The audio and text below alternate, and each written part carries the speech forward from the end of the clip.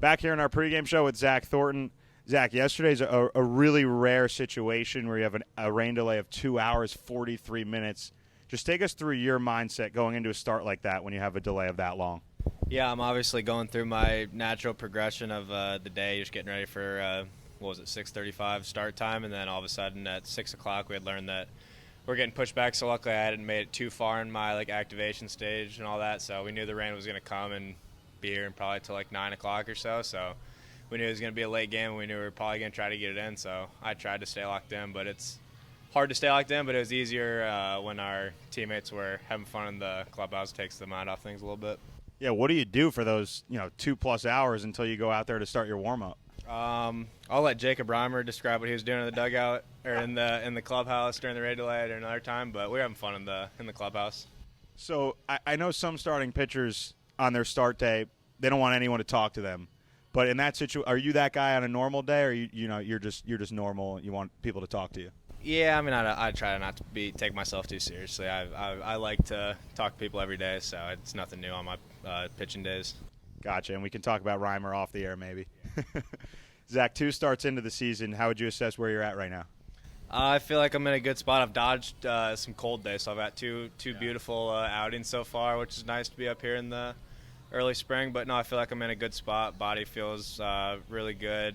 Velo's kind of right where I need to be. Pitches feel great. I kind of picked up a new sweeper that I've been throwing that to lefties and righties, so it's been a great tool for me. Over the course of your career, you don't really walk anybody, and you fill up the zone with all your pitches. You throw a ton of strikes. Where does the command come from? What leads to the ability to throw so many strikes? I think it's just the work that we put in the spring training and the off season. I think it shows on the field. I've always been a guy that I've never wanted to back down from a hitter or anything. So, regardless of who's in the box, I'm gonna come at you with a four seam and a cutter, and I'm gonna make it swing. One of the other things that stands out is the tempo that you go at. Basically, catch the ball from your catcher and you're ready to go. Mm-hmm. Describe where that comes from. I don't know where it's ever come from. I've always been a quick mover, and all my infielders have told me my whole life that I love playing behind the outfielders. I keep the outfielders engaged, so they like playing for me, and that means they make better plays. So and last night they did it a lot. The opposing team's hitters call time to try to stop you from moving so fast. What are you thinking in that moment when the hitter does call time? Honestly, it gives me a little break to catch my breath because I am moving so fast. But no, during the season, my first start, they didn't do it as much because I don't know if the scouting report on it that I'm a fast mover is not out there yet. But later in the season, I'll get to deal with more times from most hitters in every game. Had a really good season last year before the injury, but 10 starts in Double-A. What'd you learn from your experience a year ago that you want to bring into this year? I was super fortunate to come into Double-A at the time that I was coming in. I had Nolan McLean still here in Double-A. I had Jonah Tong, Weniger, Suarez, all those guys that have done it at the Triple League and Major League level. So I've been able to pick their brains. I like talking to people. So I like picking people's brains of just kind of like what they see in other hitters, like just during series, throughout the season. How do they take care of themselves throughout the season? Because, C. Scott, he did it for a whole year. So Jonah as well, they stay on the field, stay ready. They get themselves ready in the weight room. So just picking their brain about stuff. How cool is it to see what Nolan's been able to do? Jonah got up there last year.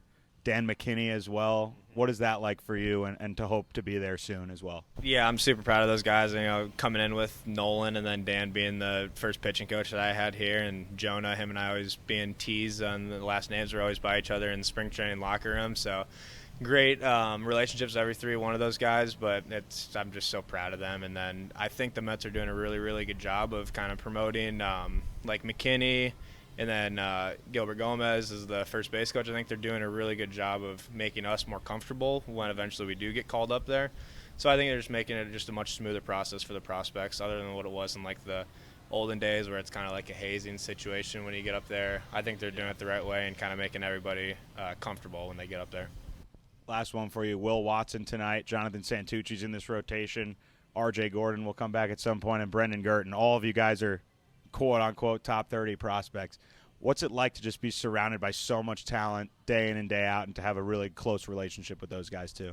I mean, it's awesome. It's the same thing as I kind of see it from both levels because I saw the older group of Jonah, C. Scott, Wenny, Suarez, and all them, and then I see the younger group of Gert and Santucci and Wen, and then Gordo coming here at some point. But I mean, it's more the same from what I saw from Nolan, Jonah, and C. Scott going into Santucci, Watson, and Gordo. So it's awesome to see, and Gert. Awesome, Zach. Really, really appreciate the time and look forward to continue watching you pitch. Sweet. Thank you, Matt.